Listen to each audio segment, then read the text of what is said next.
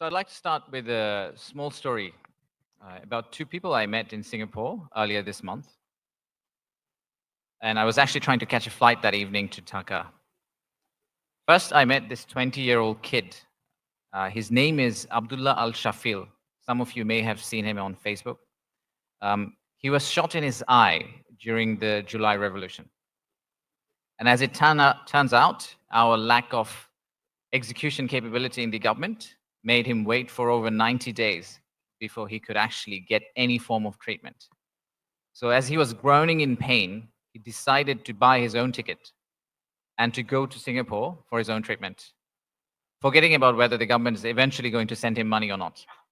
And he went with his mother, who has never stepped out of Khulna ever in her life, doesn't speak English, doesn't understand a bit of it. He went through the surgery by the time I actually met him. And the doctors basically told him that one of his eyes are stuck at the hospital, actually, when I met him. He's still waiting for the government money to come through because otherwise he can't get a release from the hospital. Yet, when I met him, he was absolutely full of energy and enthusiasm. He was very excited to talk about how he eventually wants to become a scientist. And he's apparently got some very cool ideas that are locked in his drawer secretly that he thinks are ready for patent.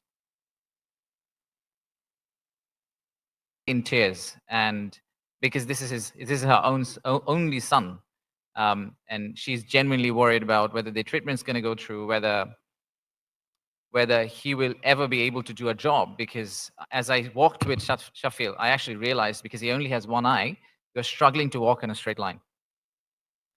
Yet, his energy was absolutely through the roof. And I genuinely felt that I was nowhere near him when I was in my 20s. So that gave me a perspective of the youth we talk about Bangladesh. So in a frantic exercise to save some of Shafil's pain, I actually tried to reach out the NRBs in Singapore. And I met this another guy. His name is Dr. Muntasir. I don't know if you've met him or if you've heard of him before. So Dr. Muntasir is actually one of the well-known NRBs in Singapore. During COVID-19, him and a few of his colleagues, they went out completely on their own and took fairly unassuming life risk to go into explain in Bangla how to deal with COVID challenges. He's been since recognized by the government, and the government has actually taken his effort to a further level by creating a charity to help the migrant workers. So when I spoke to him, he went way out of his own boundary to try to help Shafil in some shape or form and make sure that he can be released as soon as possible. Now, if we as a government were not as lackluster as we are today, and we could find a way to harness the strength that Shafil has, and also somehow connect Shafil with the likes of Dr. Muntasir, then lives would have been very, very different. Very, very different. And this is exactly where this conclave comes to play.